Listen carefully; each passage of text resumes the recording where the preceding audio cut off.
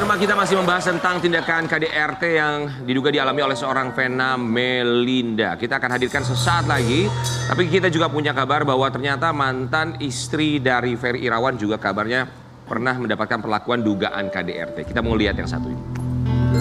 Ya, tayangan ini menjadi viral di media sosial ya. Dari mantan istri Ferry Irawan mengungkapkan ini kebiasaannya. istri keberapa? Bang, ini istri keberapa, Bang? Ini istri sebelumnya.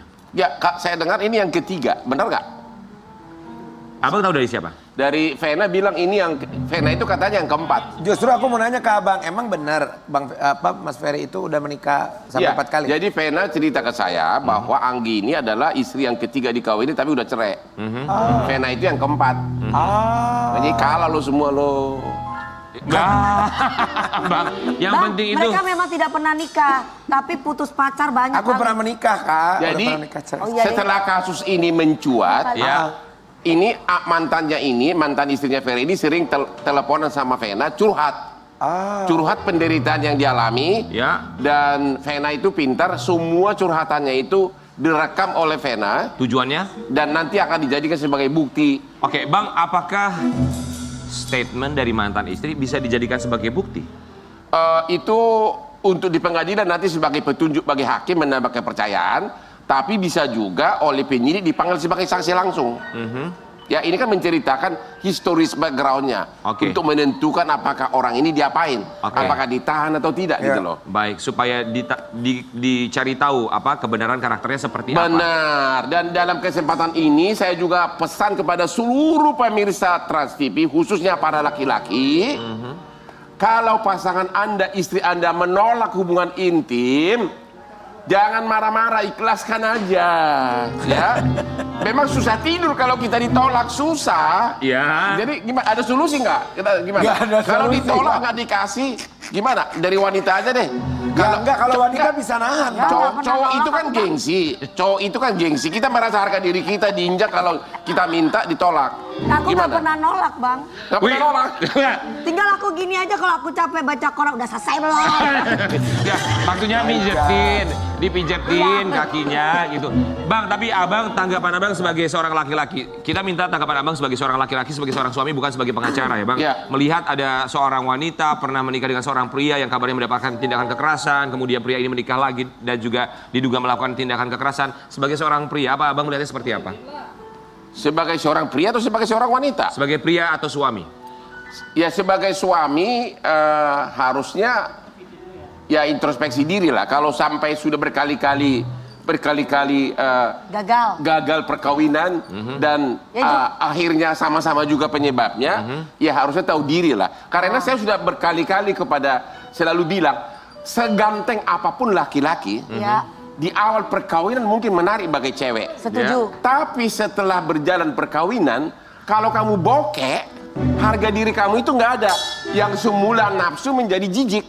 Sebenarnya sih bukan masalah bokeh, tapi kalau tidak mau kerja kita jadi gak nafsu, say.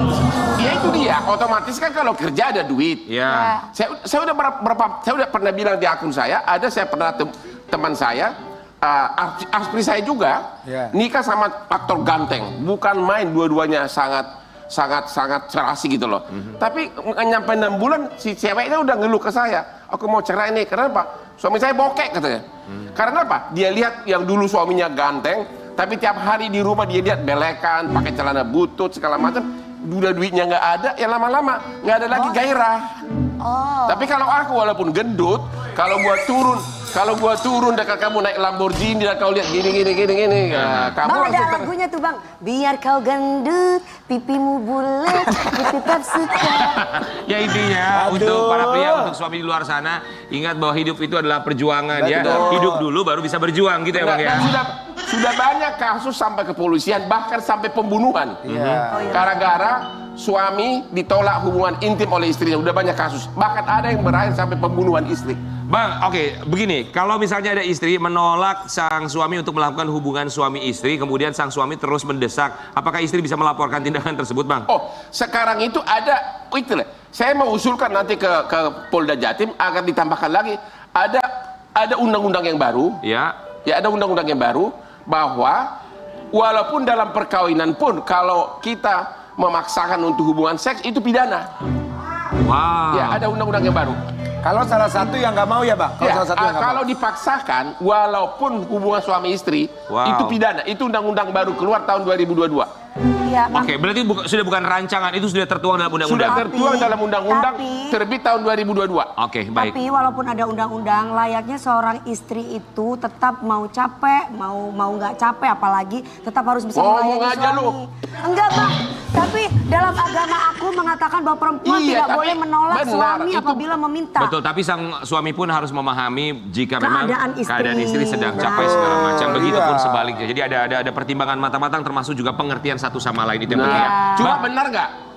Kalau cowok ditolak Iya. malam-malam dingin, emang nggak bisa tidur ya? Benar nggak? Cowok ditolak malam-malam dingin nggak bisa tidur. Minta hubungan intim sama istri, tapi cowoknya nolak atau pacarnya nolak, kita nggak bisa tidur ya? Nggak tahu, orang aku belum nikah, mana aku tahu. Makanya kalau kayak abang cari istri yang lebih muda, kuat jadinya. Istri saya adalah ratu dalam kehidupanku. Dia akan Berarti- tetap jadi istriku. Saya sudah bilang, kalaupun saya nakal-nakal dikit di luar, Iya. saya compensate dengan saya kasih dia apapun yang dia butuhkan. Ingat ya, dikitnya kita berbeda dengan sedikitnya Hotman Paris. Bang, tapi kalau aku perempuannya, kalau aku suruh memilih, mending laki-laki nakal bertanggung jawab atau laki-laki yang nggak nakal tapi dia tetap bertanggung jawab. Aku tetap pilih-pilih laki-laki yang nggak nakal tapi tetap bertanggung jawab walaupun bokeh. Kenapa lu cerai? Kenapa lu? Ya, Lu baru aja pisah. Enggak, dia yang menceraikan aku, bukan aku yang menceraikan dia. Alah. Gua tahu persis suami lu udah mantan belum? Hah? Sudah Yang mantan. terakhir. Sudah mantan. Dia ngaku ke saya, Hah? curhat. Ngomong Lu gimana? katanya nggak bukain pintu. Bang, kalau nggak bukain pintu sehari seorang istri, bukan berarti laki-laki itu kabur terus ke pengadilan. Hei, ingat. Aduh bang, Ingat. jangan dipancing. Jangan lihat masa lalu kamu, tengoklah masa depan kamu. Bang, oke, tapi kalau dari Ferry Irawan sendiri, apakah sudah ada komunikasi ke abang secara langsung, menghubungi abang sebagai kuasa hukum Tidak. Vera Melinda? Iya. Tidak. Yang jelas hari Rabu minggu lalu sudah digelar perkaranya di Polda dan ditetapkan sebagai tersangka dan diumumkan hari Kamis kemarin. Oke, baik. Apakah kuasa hukumnya juga sudah menghubungi abang? Aku juga bingung siapa kuasa hukumnya karena di TV banyak yang maju. Udah ngomong. Dalam hati gua, siapa pengacara Jakarta yang akan mau? Nanti yang bayar tiketnya siapa? Oke, Iya kan? oke. Iya. Baik. Banyak lah itu kan. Kalau ini kan minimum 10 kali ke Surabaya. Ya, mungkin ada mau, Sekali Bang. berangkat 10 juta, 100 juta. Ferry sanggup bayar nggak? Belum bayar pengacaranya. Bayar lah makanya. Itu baru transport.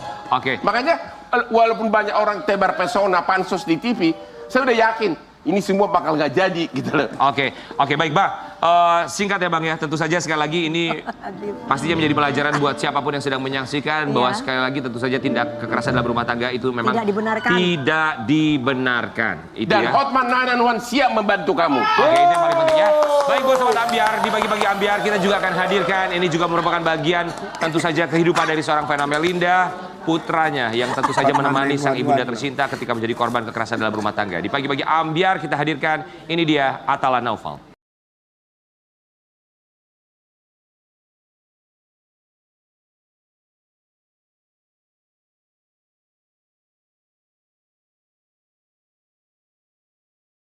Atala Naufal.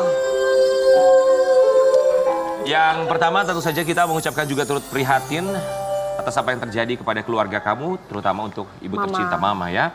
Tapi tentu saja kita juga di sini ingin mengucapkan terima Terima kasih kasih. banyak kamu sudah hadir di Kamu sini sudah menyempatkan waktunya datang ke sini, sayang. dan menceritakan apa yang terjadi dan apa yang kamu rasakan. Perasaan kamu singkat pertama kali tahu kejadian ini. What's on your mind? Apa dalam pikiran kamu? Ya, aku tuh lebih ke kecewa aja sih. Kecewa karena kan ya gimana ya, aku baru aja liburan sama Mama, sama Om Ferry juga dari Hong Kong.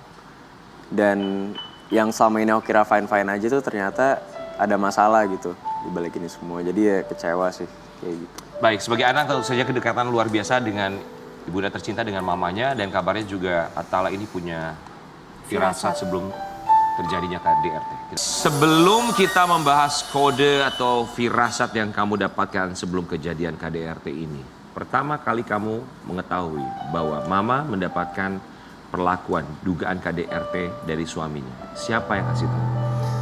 Jadi sebenarnya mama tuh sempat video call aku kan. Sempat video call aku tuh jam 8 pagi ya. Kalau nggak salah. Terus aku belum bangun. Di hari Minggu itu? Hari Minggu, iya. Terus aku tuh kaget karena diteleponin semua keluarga aku. Mulai dari nenek, terus dari tante aku, sepupu. Kayak langsung ngirim foto gitu. Langsung ngirim foto aja. Mereka Foto apa itu sayang? ngirim foto mama udah berdarah-darah hidungnya. Yang ada di media sosial ya. Terus ada video mama lagi video call sama om aku juga, nangis-nangis, histeris. Ya, aku kan bingung juga ya ini kenapa. Aku mikirnya awalnya kecelakaan mungkin. Karena kan mama sama om Ferry pakai mobil ya ke Kediri kan waktu itu kan. Ya udah akhirnya aku langsung aja ke rumah nenek aku. Terus nenek aku bilang, ini mama ngalamin KDRT gitu. Terus aku kan kaget kan sama om Ferry. Ya udah, nenek aku cerita secara singkat kejadian kayak gimana. Terus aku memutuskan malamnya langsung ke Surabaya nyamperin mama. Oke. Sebelum kamu terbang ke Surabaya pasti kamu menghubungi mama juga? Aku udah coba tapi nggak aktif saat itu. Nah, mungkin dia lagi Mungkin mama matiin telepon. masih shock atau dia lagi nggak tahu diamanin di mana mungkin. Jadi aku nggak bisa hubungin mama. Jadi yang aku lakuin aku ke pihak keluarga mama terus ke Surabaya langsung kayak gitu. Ketika terbang dan mendarat di Surabaya, pertama kali ketemu mama di mana? Aku pertama kali ketemu mama tuh sebenarnya aku nungguin mama tuh di hotel kan. Tapi dia langsung ke rumah sakit ya saat itu ya. Dia langsung ke rumah sakit, jadi besoknya aku baru sempet jenguk mama di rumah sakit kayak gitu. Apa yang mama sampaikan pertama kali ketemu dengan kamu? Pertama kali sih mama malah minta maaf sama aku gitu. Tapi ya gimana ya, walaupun aku sedih, kecewa, tapi kan aku nggak bisa kelihatan sedih juga di depan mama, harus kelihatan kuat kan saat itu. Jadi aku bilang ke mama nggak usah minta maaf, bukan salah mama. Kita lewat ini bareng-bareng, itu doang yang aku bilang. Tadi sempat dibahas bahwa mama kamu sempat memberi kamu kode sebelum adanya KDRT. Kodenya tuh dalam bentuk seperti apa? Ketika kamu menyadari, oh ini ternyata kode. Kan mama mengalami KDRT kan 3 bulan terakhir ini gitu sayang. Ya yang kayak aku bilang, aku sempat liburan kan di Hong Kong bareng mama sama om Ferry. Terus mama tuh suka bercanda gitu ngomongnya. Tapi kayak aku nyadar tuh berulang kali dia bercanda kayak gini. Saat itu kan mama masih manggilnya Abi kan. Ngomongnya kayak gini, Abi kok bisa romantis banget kalau di depan keluarga gitu. Tapi kalau berdua kok galak banget ya, tapi sambil ketawa. Jadi kan aku kan mungkin aku kurang peka gitu loh. Aku mikirnya ini cuma joke aja gitu. Selain itu apa lagi? Aku selain itu aku jarang ya. Maksudnya aku nginep di rumah mama tuh jarang juga gitu. Jadi paling liburan itu sih yang aku ngerasa kayak, oh mungkin ini kode gitu. Oke. Kalau firasat apakah kamu memiliki? Kalau firasat sih mungkin sebelum pernikahan aja. Maksudnya kan aku harus diyakinin dong dari Om Ferry, dari Mama juga kalau emang mereka tuh saling mencintai dan Om Ferry itu bakal jagain Mama. Sempat bersumpah juga kan dia sama aku. Tapi ini pertanyaan yang agak berbeda sedikit ya. Kan dari Atala sama Ferel pasti punya jawaban sendiri-sendiri. Tapi untuk Atala pada saat Mama menikah, mau menikah dan pada saat menikah, Atala di hati sebagai anak pernah gini nggak? Ini bener nggak sih? Pernah begitu nggak? Pernah nggak ada selewat gitu? Ini bener nih gitu. Ya pasti ada lah. Karena Ada? karena kan emang proses Mama sampai nikah tuh lumayan cepet juga ya. Ya. Jadi kayak masih percaya nggak percaya gitu. Tapi lu sih yang bikin gara-gara. Kenapa bang? Sebelum Ferry nikah sama Vena, yang pengacara terkenal Hotman Paris sudah sering chattingan sama ibunya, sama dia dicegah. Nggak Mau dicegah. dibocorin ke wartawan. Chattingan apa maksudnya bang? Ya kita udah, ya namanya laki-laki. Gini kalau Ini. Ya Allah. Ini. Sahar. Nah, soalnya masalahnya biangnya gini, nih, Om. ini menghalangi nih. Masalahnya dia nge-DM mantan aku juga waktu itu. Emang Bang Hotman tuh semua, Maaf bang. iya semuanya kawan digas. Anda. Iya, usia. suka diintip chattingan gue sama Vena waktu Vena masih single. Oh, Dua abang. orang nih. Ini ya, syarat ketentuannya nggak ada, lintas generasi kayak BPJS, semuanya ada. Semuanya. Umurnya tidak Lu peduli jangan umur nyindir berapa. gue loh, aku bukan normal loh. Iya. Aku bukan kasus normal loh. Iya. Oke, baik. Buat sebentar, kita singkat ya. Tadi kamu sempat bilang bahwa Ferry Irawan sempat bersumpah. Apa sumpahnya sebelum pernikahan yang kamu tahu? Ya dia dia sempat bilang ke aku untuk bakal jagain mama dan gak bakal nyakitin dia. Itu aja sih. And it's fail. Ya, kan kenyataannya kayak gini ya sekarang ya. Ya itu yang bikin aku kecewa. Soalnya aku ngerasa aku kayak udah deket sama dia dan aku udah mulai accept dia sebagai part of my family gitu loh.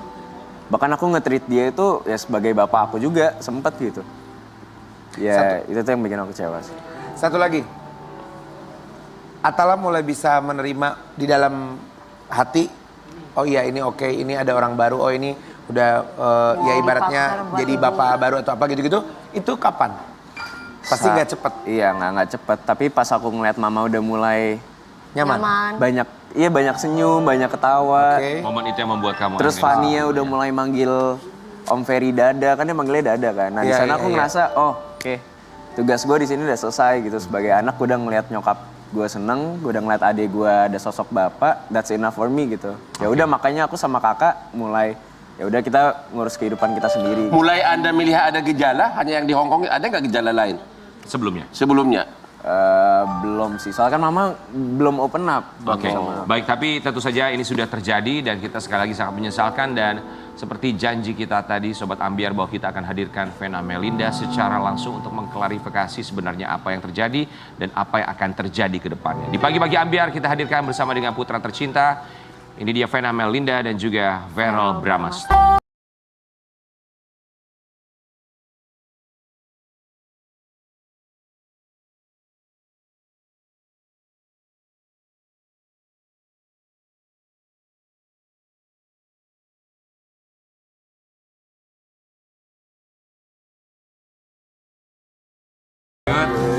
Pak Vena Melinda, silakan. Tentunya kita di sini sangat prihatin sekali atas apa yang terjadi. Kita mengenal Vena Melinda datang ke sini bersama juga dengan Pagi-Pagi Ambiar, hadir ketika dekat dengan Ferry Irawan, kemudian ketika akan menikah pun bercerita di sini. Kami pun ikut berbahagia, bahkan kami juga diundang ke pernikahannya. Setelah pernikahan pun kembali hadir di sini membagikan cerita bahagia setelah menikah, dan kami menyayangkan hari ini harus berdiri di sini, hadir di sini untuk menceritakan getirnya rumah tangga bersama dengan seorang Ferry Irawan. Terima kasih tentu saja sudah bisa hadir di sini. Kami sekali lagi ucapkan terima kasih banyak kasih. untuk Vena Melinda. Sudah menyempatkan waktunya ya Kak, dengan kondisi yang seperti ini. Boleh singkat sedikit saja apa yang dirasakan sekarang hari ini? Ya tadi masih bisa ngantor Fania kan. Karena itu kan udah jadi tugas aku, jadi agak terlambat karena aku nggak tega aja. Dia naik kendaraan misalkan kayak taksi, jadi aku nganterin dia dulu. Aku emang kurang tidur udah 4 hari. Nggak bisa tidur aja gitu, setiap kali mau tidur kayak takut. Padahal udah dikunci, cek lagi. Bangun. Ya gitu deh, makanya nggak bisa mikir, mestinya kan ya agak kurang konsen aja. It's okay. Terima kasih, ya pasti sudah ada di sini ya. Kita mau kasih lihat juga buat Sobat Ambiar di rumah, kabar bahwa seorang Vena Melinda kabarnya mendapatkan perlakuan dugaan KDRT selama 3 bulan terakhir. Ini yang membuat kita shock juga bahwa ternyata 3 bulan terakhir perlakuan ini diterima. Ya. 3 bulan ini bentuknya seperti apa kekerasan yang diterima oleh Vena Melinda? Ya sebetulnya aku tuh orang yang kalau udah komit, insya Allah aku sampai titik darah penghabisan, aku akan selalu komit.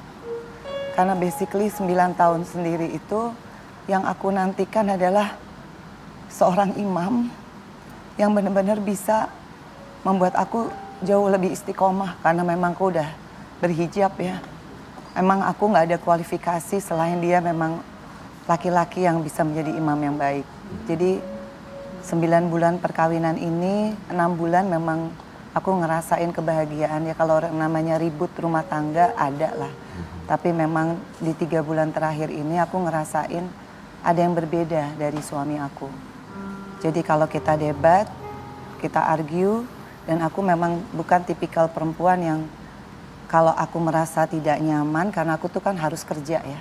Ya. Karena kan aku tuh tipikal pekerja dan dari awal aku udah bilang oke, kita dari nol. Tapi kita komit ya, harus dari nol kerja berdua, bukan sendirian. Dan di 3 bulan terakhir memang aku alhamdulillah dapat kesempatan kembali di politik. Tentunya aku harus lebih banyak membuka diri untuk berkomunikasi dengan orang lain. Which is itu laki dan perempuan. Tapi hal-hal kecil seperti cemburuan, suuzon, kemudian yang aku berat sih suuzon ya. Karena aku tuh kan orang yang kalau kerja tuh nggak setengah-setengah. Jadi kalau aku pengen misalkan ke dapil, ya aku akan koordinasi bener. Ya sebetulnya semuanya persoalan yang kecil banget. Baik. Bukan berarti leyeh-leyeh kecekakak-cekikik sama orang nggak jelas, nggak ada tujuan gitu ya Kak? Tapi suuzon ini sama cemburuannya menurut aku udah di taraf nggak masuk akal. Makanya aku argue. Contohnya kayak tanggal 8 ini aku kan pulang dari Hong Kong, aku harus koordinasi dong. Karena kan yang tahu struktur partai pasti aku kan. Jadi aku berhubungan sama ketua DPD dan kebanyakan laki-laki. Itu udah komplain, katanya marwahnya perempuan tuh nggak boleh berhubungan dengan laki-laki langsung, harus lewat suaminya. Dan saya argue karena aku bilang nggak mungkin ada yang paling tahu tentang dapil kecuali kita sendiri. Nah yang kecil-kecil gitu akhirnya berantem. Sebetulnya yang 3 bulan ini yang aku berat sih bukan arguenya, bukan debat verbalnya, tapi kalau tiba-tiba marahnya yang aku nggak bisa predik. Misalkan tiba-tiba kita argue terus tiba-tiba marah. Kemudian tuh yang gerakan seperti yang dibilang Bang Hotman. Yang meeting itu, yang sakitnya minta ampun. Karena dia pesilat kan, dia tahu titik kelemahan orang. Tapi nggak meninggalkan bekas. Dan itu yang aku selalu, ini sampai sekarang sakit. Bekasnya di dalam pasti. Karena di dalam. Jadi aku ngerasain kalau laki-laki meeting perempuan sampai sekuat tenaga, itu yang sakit itu yang di dalam semua. Maka aku sampai bilang, aku kasih kode, sakit Bi, sakit, itu sakit banget. Aku kayaknya mau patah nih, baru dilepas. Atau kita argue lagi, aku dibekep sampai aku kayak orang smackdown, aku mesti kasih kode bahwa aku udah gak ada napas, baru dilepas. Nah yang kayak gini-gini sebenarnya aku udah bilang, aku akan ngomong sama orang tua kita. Dan memang dia selalu bilang, mana buktinya? Ada nggak buktinya? Gitu. Itu kalau misalkan sering banget meeting atau apa segala macam. Bukan meeting, di fitting. Di fitting ya. Di squeeze. Di squeeze ya. Ya tidak menyenangkan lah dan tidak pantas. Itu penyebab utamanya paling utama nomor 1. Contoh kasus. Contohnya misalnya. Iya soal sepele. Misalnya. Kecemburuan. Kemudian ada permintaan yang nggak aku bisa fulfill. Misalnya apa? Banyak lah. Karena kan aku juga. Pacaran? Penonton di sini kan pagi-pagi ya Bang. Aku menghindari itu. Tapi intinya yang aku pengen ceritakan adalah bagaimana aku survive. Di tanggal 8 itu seperti biasa kita ribut masalah seperti itu ya. Kemudian aku tuh udah capek. Karena aku selalu bilang aku nih ditunggu masyarakat Tulung Agung jam 10. Itu tuh dari jam 6 ngeributin hal yang sebenarnya aku nggak. Bukan waktunya suami ngeributin hal yang nggak penting. Karena setiap hari pun kalau aku nggak ada kerjaan di dapil, aku melayani kok dengan baik. Jadi aku komplain, aku bilang aku capek kalau kayak gini. Saya hanya mau kerja, tolong dukung. Ribut sampai jam 7. Kemudian aku dandan, ada lagi ribut masalah pintu. Masalah pintu aja bisa jadi ribut. Akhirnya aku udah mulai capek karena aku kan kalau mau ketemu masyarakat aku juga mesti tenang perasaan. Akhirnya ribut-ribut lagi sampai akhirnya keluarlah kata-kata dia yang menurut aku, ya udah saya temenin 3 malam, 3 hari, tapi habis itu kamu hidup sendiri. Nah disitulah saya udah mulai ngerasa cukup ya. Kalau diancam-ancam mau ditinggalin, kenapa nggak sekarang aja saya bilang. Baik. Untuk Mbak Vena Melinda, bahwa tadi seperti yang sudah Mbak Vena katakan, dipiting segala macam tindak kekerasan. Apakah setelah melakukan itu beberapa bulan terakhir, ada permintaan maaf?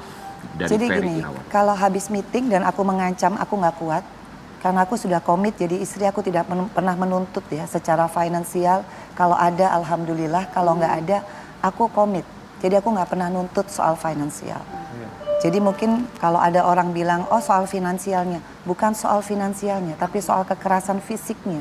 Dan mungkin selama ini aman, karena dia tahu dia tidak meninggalkan bekas. Intinya kakak sudah menerima apa adanya dengan konsekuensinya. Tapi tanggal 8 ini yang aku pengen cerita supaya nggak terputus-putus. Di saat aku bilang, oke, mau ninggalin, sekarang aja tinggalin. Karena aku udah capek hidup kayak begini. Aku hanya pengen kerja, susah banget.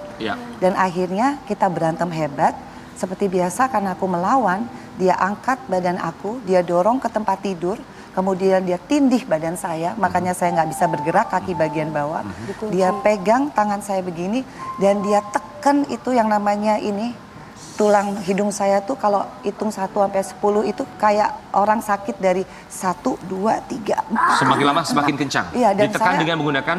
Jidat. Oke, baik. Dan disitulah aku udah dari yang terang, kan aku natap langit-langit. Dari yang terang sampai gelap, sampai aku bilang, Bi, ini patah hidungku, patah. Nah, karena dia kebiasaan dengar kode dari aku, dia lepasin. Begitu dia lepasin, aku bangun, darah ngocor. Aku juga kaget, dia kaget. Tapi hal pertama yang dia lakukan adalah, dia mau ngelap darah, dia mau menghilangkan barang bukti. Di situ aku dorong, aku bilang, enggak, ini saya mau nelpon ibu saya. Makanya saya ambil handphone, kemudian dia rampas lagi, saya ambil telepon sebelah tempat tidur karena saya mau hubungi operator hotel, saya mau minta pertolongan, diambil lagi, kemudian qadarullahnya itu darah ngocor yang mestinya saya lemes mungkin ya. Itu Allah memberikan saya kekuatan, saya bisa loncat kayak kijang, saya bisa lari keluar sambil tolong saya, tolong saya, tolong saya. Tapi hari itu nggak ada yang nolong karena itu hari Minggu. Mungkin sebelah-sebelahnya penghuninya pada sarapan dan di depan hotel itu ada Car Free Day. Jadi ada musik senam yang keras banget. Jadi saya tuh bingung, saya pencet liftnya nggak kebuka, ada mbak-mbak janitor di ujung situ. Saya bilang, Mbak, tolong saya, Mbak, tolong panggil polisi. Tapi si Ferry suruh mbaknya menjauh, makanya mbaknya bukan deket sama aku. Mbaknya ngejauh. Nah karena mbaknya ngejauh, aku cuma bilang, Mbak, tolong Mbak panggil polisi. Tapi yang ada di pikiran aku adalah aku harus ambil HP supaya aku bisa foto. Akhirnya aku loncat lagi ke kamar. Habis itu dia ambil aku, dia dorong lagi ke ujung tembok, ke sudut tembok lah. Di situ aku udah ngerasa ini mati nih aku, karena dia udah lebih beringas kan.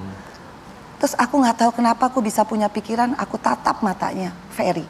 Aku bilang, Bi, jangan bunuh aku. Ingat kamu punya ibu perempuan, kamu punya adik perempuan. Di saat aku ngomong ibu, dia memang matanya berubah, dia seperti tersadar. Makanya aku ambil handphone lagi, aku pencet siapapun yang ngangkat. Dan kebetulan aku pencet video call ketua DPD partai aku. Dan disitulah dia ngeliat aku udah berdarah-darah. Aku cuma bilang, Mas tolong aku Mas. Dia pikir aku kecelakaan. Mbak kecelakaan enggak, hidungku kayaknya patah, tolong aku. Aku dipatahin suamiku, aku pikir aku patah karena sakitnya luar biasa. Tolong saya panggil polisi. Dan mbak-mbak yang tadi, janitor, udah datang sama security. Hal pertama yang ditanya sama security, ada apa Pak Ferry? Sebetulnya di situ aku nggak mau melapor. Tapi aku mau, apakah dia gentleman, dia mengakui perbuatan. Apa jawaban Ferry Dan Ahmad? pada saat ditanya, karena aku di sini, dia di sini. Jadi aku lihat bagaimana dia mempersiapkan diri. Dia atur badannya, body language-nya.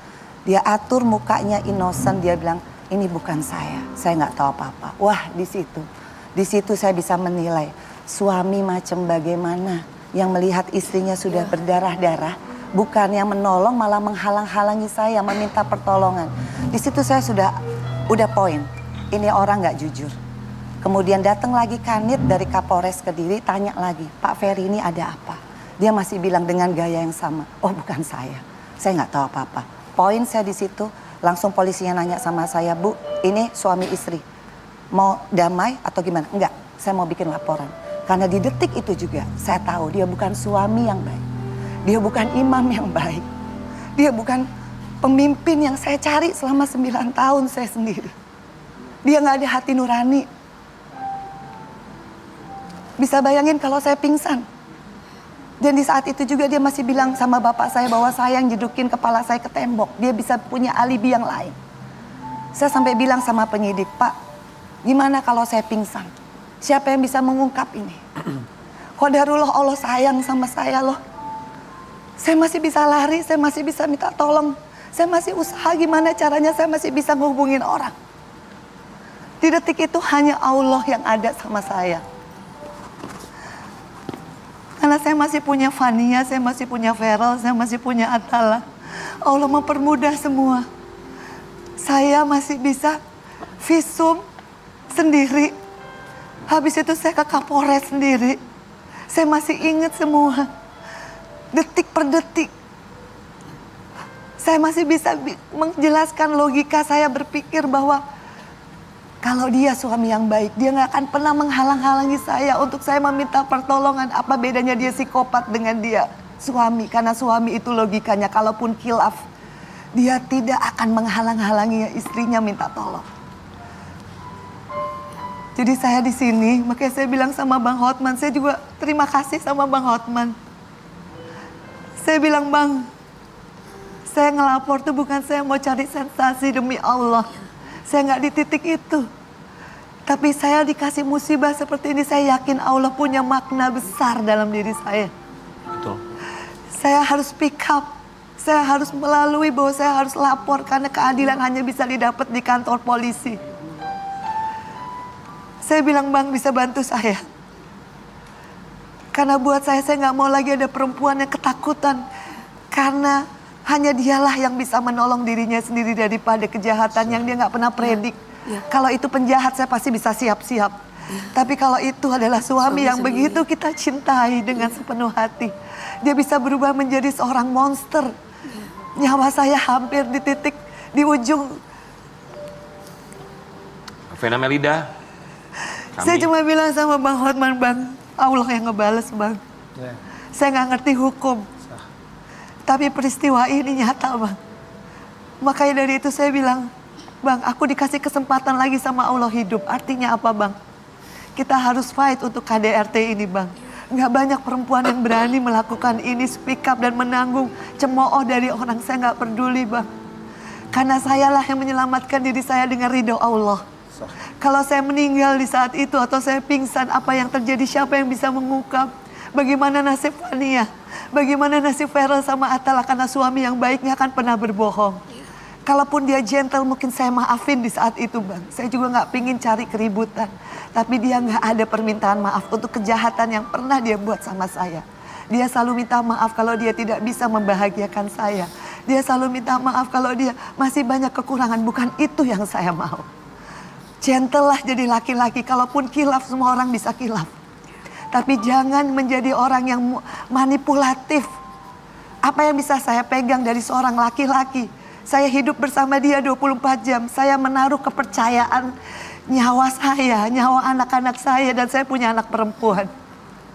Jadi saya bilang sama Bang Hotman, gak usah khawatir. Ini bukan masalah saya malu apa enggak.